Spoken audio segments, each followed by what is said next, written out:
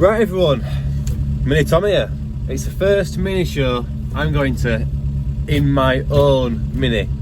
I've been in other minis and I've been in my own cars, but never in my own actual mini. And I've had minis for the past 10 years, on and off. So, just wait for my dad to pull up. He's jump in, dad's come with me. There's one thing I've got to do before we are fully ready to hit the road. Gotta hang them up. Oh yeah! Loose! Anyway, let's get them hung up. And I will try and do some filming, but I'm not going crazy today. I'm going to be completely honest with you. I'll be alright there, I think. No. Where can I hang these then? Maybe in the back somewhere?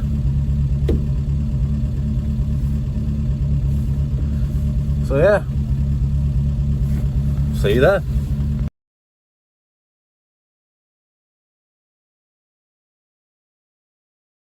Hello, so you've just seen me there, all prepped and ready to go for Bingley Hall.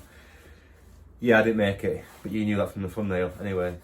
So I had about 120 miles to go, from my house to Bingley was 120 miles. I did 112. And then 8 miles out of Bingley, I broke down the M6. The car ran faultless all the way there. I couldn't knock it one bit. It was comfortable. It was smooth. And we just took it steady. We were doing about 60, 65 down the motorways. It was just perfect. And we got pretty close. And me and my dad were like, "Come on, we're gonna get there. The first time in a mini, going to a mini show." And yeah, sadly the temperature gauge started to, it was bang on the needle all the way, bang in the middle. But you know, maybe about 10, 11 miles out, the temperature started to rise a little bit. We got stuck in some roadworks, but we're still moving at 50, but we got stuck in some roadworks, so that slowed us down a little bit. Like I said, the temperature started rising up. We started getting a little bit concerned, so we put the heaters on to try and get some more cooling. And that seemed to sort of hold it off for a little bit. And then the heaters started blowing cold, so that straight away in my mind, either there's a blockage somewhere or there's no water, because that heater shouldn't blow cold. So we was desperately looking for somewhere to pull over and let the engine cool down. But at that point on the M6, just before Stafford Services, it's roadworks, there's nowhere to stop, there's no hard shoulder, there's nothing. So we had to just keep on going. We was in the car for about another 5 or 10 minutes, just trying to find somewhere to pull in. I think it was about 5 minutes. And the nearest place we could do it was Stafford Services, and that was, by the time we knew there was services, we was about 2 miles out of it. So yeah, we just had to keep on going. It was either a choice of go to the brink what the engine can do and get to services somewhere safe to stop, or stop on a live lane on a motorway, which we just wasn't prepared to do. I wouldn't have put my dad or me in that situation for the sake of a monetary thing. Do you know what I mean? I can fix an engine, but you know, if we get planet back off, that's a different story. So we kept on going. We got to the Stafford Services. We pulled over. We pulled the bonnet up, and it was smoking. That was the oil on the block that was burning, because obviously the engine got so hot. At that point, we just shut the bonnet back down and went and got something to eat. Let it cool down. We came back to it, opened up the radiator.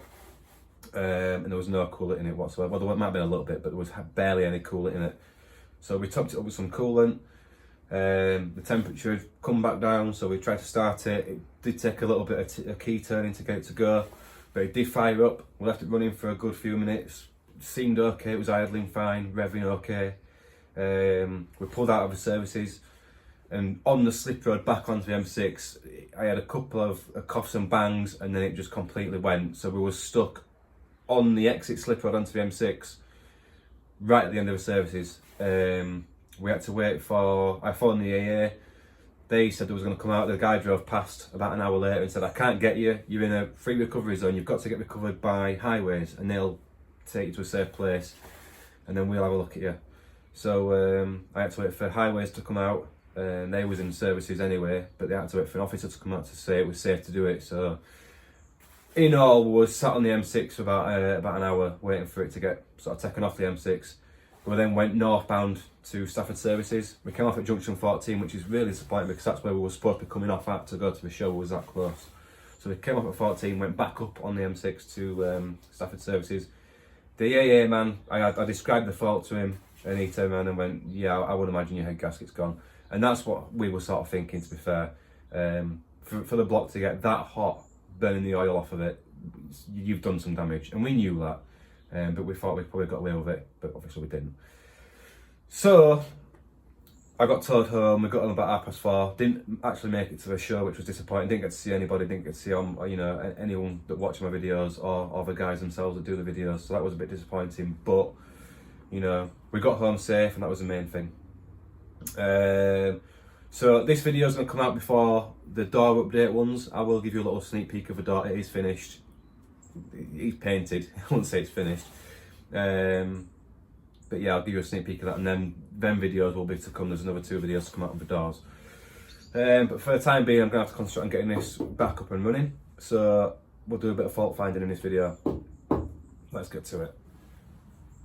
Just a sneak peek for all of you that was interested. That is the door. So it's a bit rippled down here. Like I said, we didn't really get a chance to do much finishing on it. It was done literally the day before Bingley.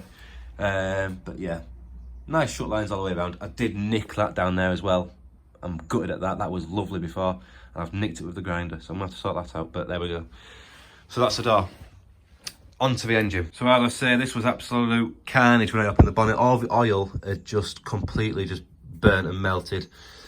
So my first part of call for diagnosing it, like I said, I'm leaning towards the head gasket. I'll just check my coolant to see if anything's actually stayed in when it went.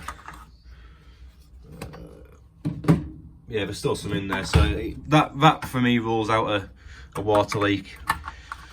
I would have said, yeah, it's definitely going to be a head gasket issue now. It probably was caused by a thermostat failing, but that's the causation, what we're looking at now. And like I said, if we could have got pulled off in the M6, we could have let it cool down. We wouldn't have done any damage to it. Would have just linked it to Bingley, got a new thermostat, and then we'd have been on its way, but we couldn't get pulled in somewhere safe, so that's one of them things. So to diagnose it, you need to first understand how the system works. So you've got a pressurised radiator cap there. That will open at a certain pressure, and that's to relieve pressure in case of a fault, like what we've had, and that's what's happened. It's got too hot inside here. The pressure relief in there has opened up, and it's allowed water to escape through there, which has just absolutely drained the coolant. But that's to protect, the block from cracking or blowing up, because it is a sealed system. It is pressurised. It can be quite disastrous if it does blow up. It's steam at the end of the day. But anyway, what happens with a cooling system? Your radiator's full of water, and that cools down. So your radiator cools it. You've got a fan which brings air through your radiator to help cool it. You've got a water pump here, which if your water pump stops spinning, then yeah, you can have some overheating issues, but it still spins. It was a fairly new pump, and the fan belt is nice and tight anyway, so we know that's okay-ish.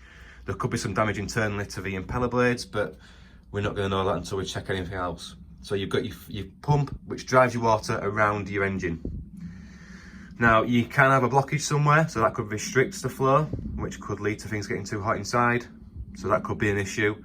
But probably one of the most common things and main things to look for is your thermostat, which is just there. Now, your thermostat is basically a valve. And when your engine gets a temperature, that valve will open. It will allow coolant to circulate all the way through your engine, back into your radiator, where it cools down and goes back through that cycle again. So if that was to stop opening, then all the water inside here will eventually just overpressurize, and it will only find its way out through a gap, which is opened up by your radiator cap.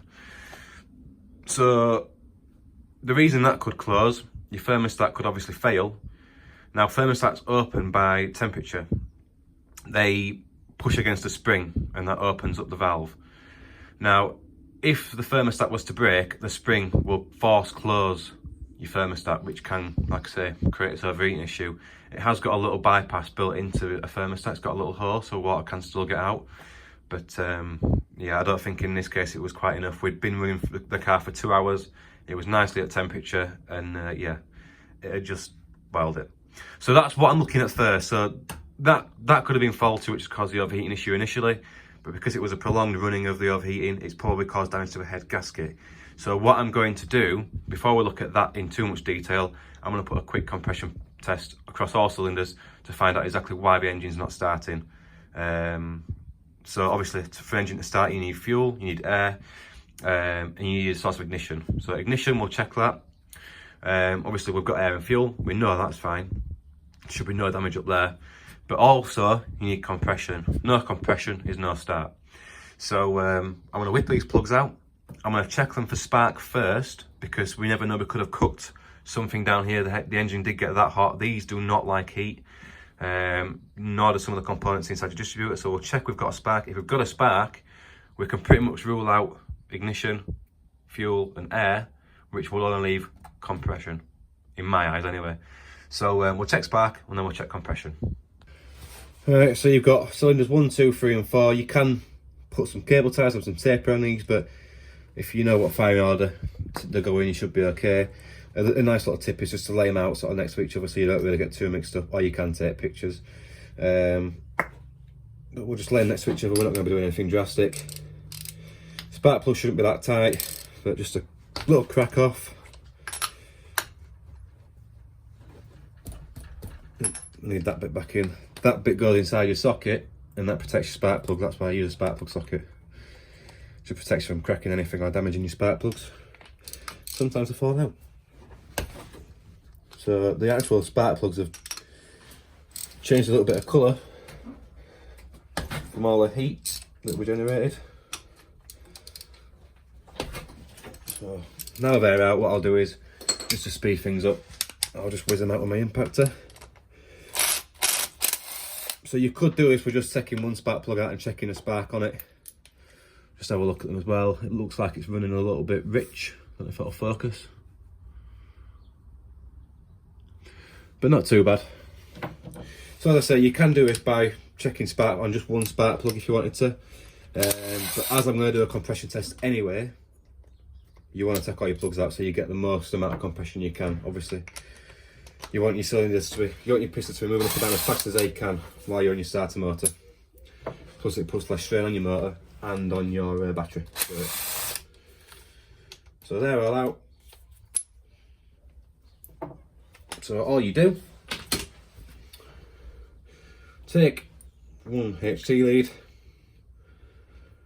one spark plug into it and touch it on something metal. Now I'll get it somewhere where maybe you can see it.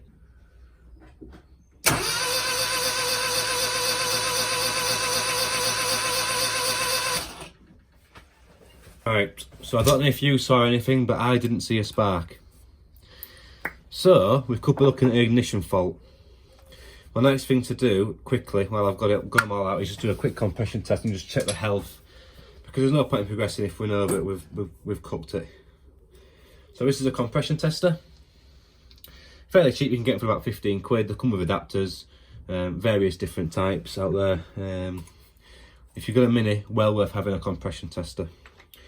So all you do, you wind it in just hand tight. There's a sealing washer on it anyway, you're not putting any heat next to it, that's why it uses a washer.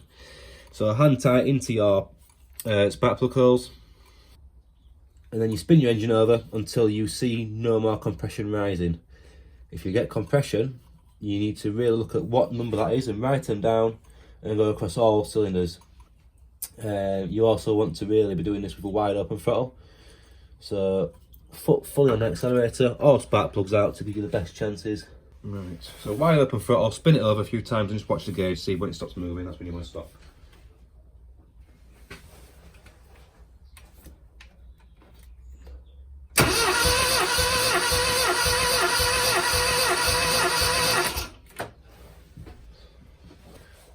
Now we have got, what's that, about 125 psi of pressure.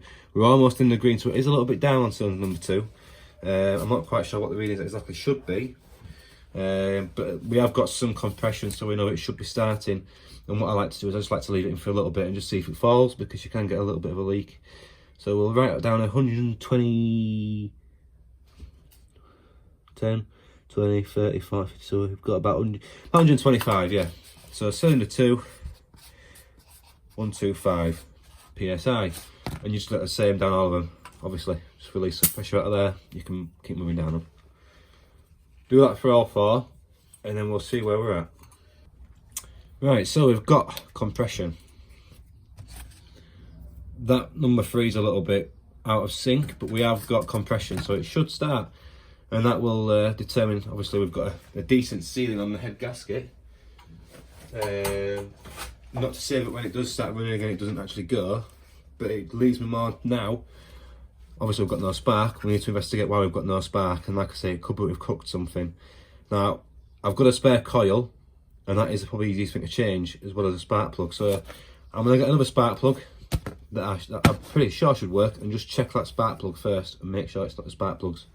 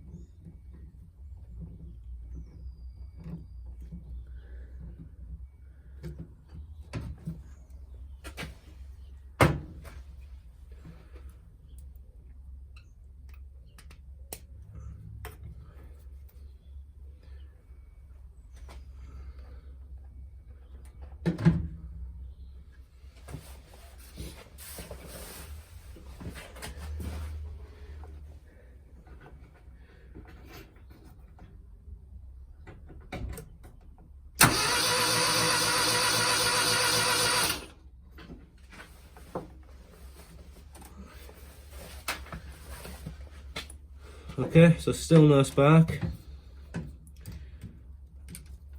Now obviously this coil is quite an old one, we don't know 100% if this is going to work. We could obviously get a multimeter out and check the resistance across it, but I'm just trying to do a quick simple sort of, if I could do it by the roadside diagnosis. So I'll just hook that one back up.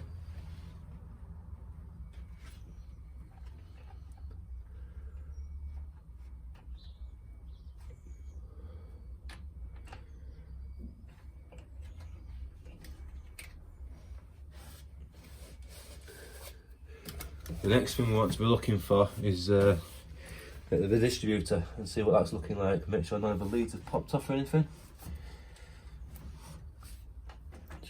I don't think they have. Might be time to set the grill off. Alright, so I've checked the distributor cap, which is just here. That bit there, which seems fine. There's no cracks in it, it's fairly new anyway. So the next thing you want to check is your points, or your contact breaker points. That's them bits just there. So on your rotor arm, which is here, you've got 4 flats, obviously 1 per cylinder, and then that opens up this arm here. So your gap down here is pretty critical. It should be between 0.35 and 0.40 of a millimetre. So what I've got is I've got a 0.038 feeler gauge. You can't see it, but it's a 0.038 feeler gauge just there. You're looking for a light drag between them, and you need to make sure they're clean as well, which, yeah, I've got a light drag and they look fairly clean. Yeah, so that's intolerance. They look fairly clean. So the next thing I want to have a look at really then is my my condenser, which looks like that. Only a tiny little thing. It's a spare one that I've got. Like everything, it might work, it might not. Best thing I can do is just swap it and see what it does really. So there's a spare connection just at the back, which is what that black wire there goes to. This one just here. That pokes through the distributor body, just like that. And then this bit needs to come off here as well. So the way to do it is to just take it out a little bit. You see that little clip there, that brass coloured one? That needs to just slide out of there, like so. So you've got that bit there. Then you've got a small, very small posi screw just holding that in. So just undo that gently.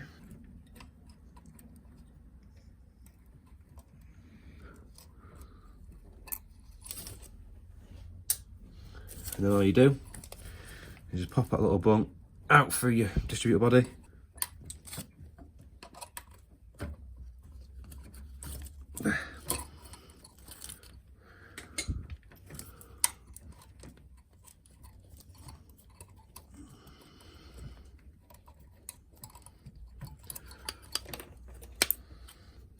There is also a very small, tiny little earth strap just down here which needs to go onto your condenser as well when you clamp it down, so just watch for that.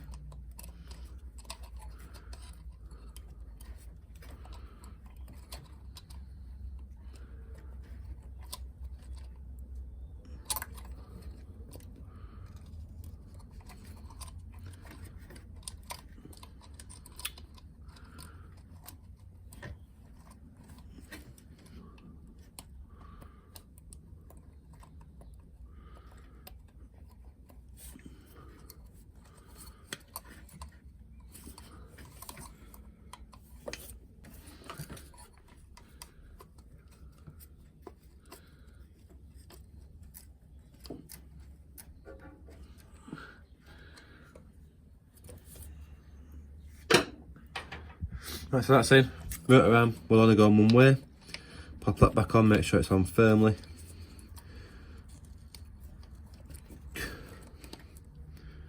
Wrong way. So it will only go on one way. Pop my distributor cap back on. Again, this will only go on one way as well. Just make sure your clips are out.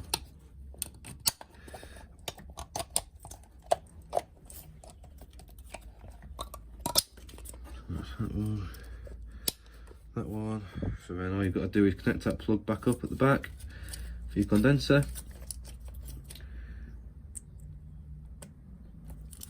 Right. Now we'll try again. Let's hope I've got a spark this time. Right, okay, so I've changed so far. I've tried a different coil, no effect. I have changed the condenser, no effect. Again, these parts are second hand, they have been used. There was changed as a replacement, not necessarily because it was broken, but they could have degraded over time. So that's one of them things. So this is a 12 volt coil, Lucas Sports coil. It is hardwired up to the fuse to get ignition live, so it's not part of a ballast system. That's all done away with on this engine. To test the actual coil, what you can do is you take your HT lead. So this is the lead going straight from here, from your coil to your distributor. So I'm going to take that one off because I don't know if that's any good. Obviously I'm getting spark on nothing, so I'm just going to take that one out because that could be the culprit. Take that one off. I'm going to use number 4 HT lead, just as a random lead. Okay, so we'll try to rule out that lead, and we'll also try to rule out the coil. So you take that, clean bit of metal on here, and obviously pop in this backy plug like that. So rest it somewhere metal. What you don't want to do is you want to run a different wire from your negative side of your coil. I know it's red wire, but it's all I've got. Run a negative from your coil and then just leave the end of it bared off like that. And we're going to touch something, again, metal, and see if we've got a spark. So hopefully, if you have a look on there. So we'll have a little go at that. So you can see a spark coming from down there.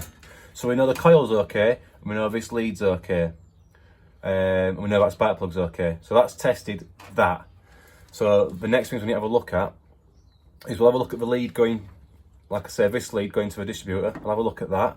That'll rule that lead out. So then I should, in theory, be getting spark coming down here and at least to number 4 spark plug, at least. So that that will point to is an issue with the distributor. Now the points, like I say, they seemed okay. The condenser seemed okay, but of course you've got a rotor cap, a distributor cap, and a rotor arm, which could be at fault. So that could be something that we need to have a look at as well. So yeah, just some more testing. Just keep going through it methodically, and we'll get there. I have been speaking to a couple of the YouTube guys, and Paul Jeffries is basically, I had a bit of a chat with him yesterday, and I have got that 1275. You can't quite see it, but it's just here. I have still got that 1275 in a Senti engine. Now if this does need head work, because the compression is there, but it is very low as well. It's very low for what it should be. I know it's on a cold, dry test, but I would have still thought it'd get up there a little bit more than that. Rather than rebuild this engine, I would much rather put money into a 1275. So what Paul's recommended me to do is to bench test that 1275 and just see if it'll start up. I did try it in the car before I took it out, but the carb was all gummed up. That's been rebuilt since. It's a HS6 carb as well. So unusual for a Mini, but yeah, HS6 carb is standard on the 1275 in a Senti engine that I had. So I might bench test that, and if that starts up and it does nothing sort of horrible sounding, I may chuck it in here and just see how it goes. Now obviously the gearbox is unproven. I know there is some wear on the diff which I can rebuild. The gearbox is unproven, the whole engine is unproven, but I'd rather put money into that engine than a little piddly 998, which I want to swap anyway. So that's the sort of thoughts on that. But as of right now, I just want to see what's wrong with this for a video, basically, for you guys. Okay, so I've just tested it again with the same spark plug. I put back on, so everything's back as it should be. Same spark plug on number 4 HT lead onto that nice clean bit of metal on my bracket there, and still no spark. So it's got to be something in the distributor. So again, it could be cap, arm, points, or the condenser. I don't have any spares. The points, these are your points here. So what you need to do is just make sure there's no pitting. So these ones are a little bit pitted, as you can see on there. So I'll just make sure that there's definitely no pitting on the inside of them points. Like I said, a condenser could still be at fault. That could be the cap or the arm. Everything was brand new on it, but the amount of heat that got into this, it wouldn't surprise me if something did fail. So I'm just going to have another double check of all that lot. Alright, so all I've done then, I've just cleaned up the contacts in the cap and the rotor with a bit of sandpaper. So I'm just going to try it again and see if it'll start up. I'll see if I've got a spark. It might start because I've still got 3 plugs on. But we'll see if I've got a spark.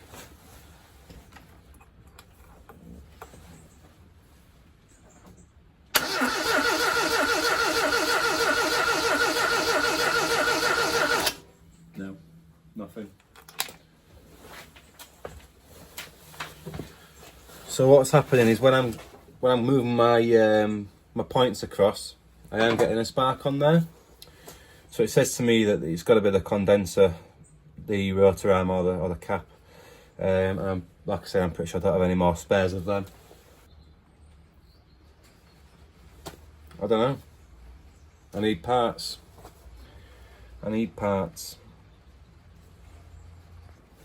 Right, so I've just put the condenser back in, the one that I took out, just to prove that, you know, this is back as it was at breakdown now. I'm just literally proving that I've not altered anything or changed anything which could have affected anything. So we know that HT lead works, we know the coil works, we know that the wiring to the coil is fine. I've tested that with the meter. We know it works, I know, we've tested it. We know that this spark plug works, we know it works touching that point there. The only thing that we're not too sure on is the cap, the arm, the condenser, and I'm pretty sure the points work. So let's just have a go with it and see what it does.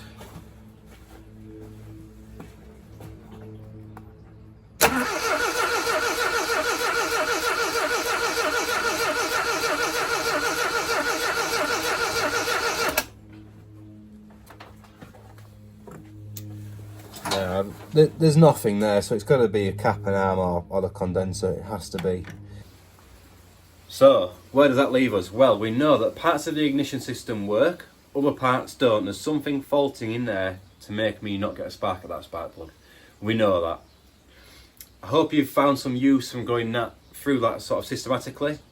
Obviously we've not fixed it. I'm going to have to get some parts for that if I was going to. In terms of the compression, we have got compression.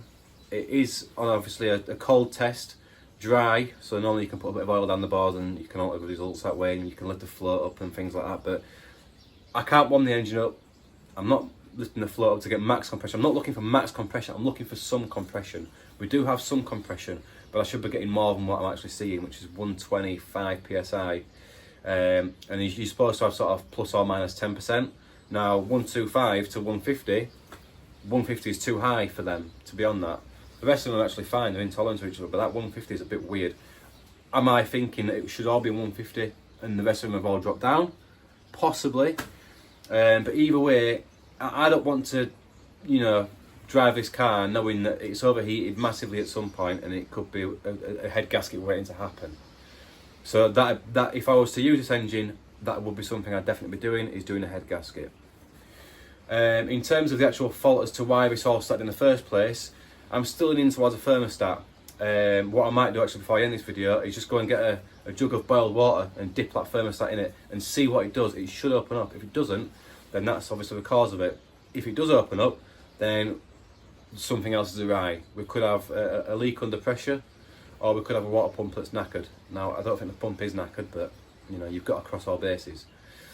But I will do that. Right, so thermostat wise, you can do this test on pretty much any car. You've got a 7/16, obviously that will differ for different cars.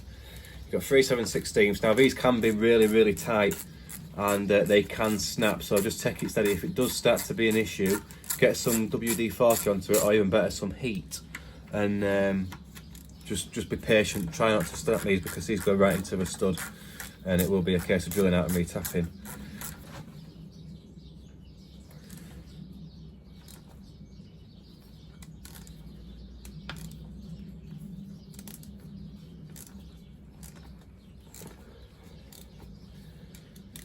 So a little tip there, if bolts have been a little bit tight and a little bit stubborn, you think it's going to yield, just back it off a little bit, wind it back in, wind it out, wind it back in, wind it out until you start feeling it nice and easy to move, which that one's now become free. And that'll just help clear the threads out a little bit. Now you may get a little bit wet doing this. It's one of them things. But they all come out okay. Lift that up and let's just undo them a little bit. So yeah, I've not had this out. We'll just have a look at if that was shut or... That top bit there's a valve. So yeah, it's spring shut. But we'll see if it opens. It should push back against the spring to open up. So the spring should squeeze and that valve should open up. Right, so I've got some boiling hot kettle water. Be very careful doing this, I don't want you to scald yourselves. I've got my thermostat somewhere. Oh yeah, right there, look. Why don't you tell me? So what you do, just put it in there and you should see it open up. You might not see this. So we'll leave it in there a few minutes to get to temp. So yeah, it has opened up. Not as much as I thought it would have done. Got to be honest. I thought it would have opened up more than that. I don't think there's a blockage in the system because that radiator was pretty much empty. We filled it up since, and there's water at the top of the block, so there can't be a blockage in the system. That to me, that's not opened up like it should. So I would have said that the culprit is a faulty thermostat. Right then, so I do think that was to blame. Normally that spring squashes quite a lot. The spring there squashes quite a lot. I will ask a few of the YouTube guys for their opinions on that one, but I would have said that yeah, that should have opened up quite a considerable amount more. And when you think you've got pressure pushing against the back of this bit here, you know, it could have even closed itself. If it was just a little gap, if it's been restricted, it will obviously try and force its way through the pressure builds and it can close itself. So yeah, I think that was it. Now, like I say, if I could have got pulled over, I would have just taken that out and would have ran to and from Bingley Hall without a thermostat. But, you know, it's one of them things, we couldn't get pulled over. Like I say, I think that, you know, moving forward, if I want to put money into an engine, I want to put it into that engine that's sat there. So yeah, I think definitely let's get that out in the next episode, and we'll try and get that bench tested. So yeah, that door's on hold for now, which is annoying. We need to get it back running. So join me next time when we bench test an engine. See you next time.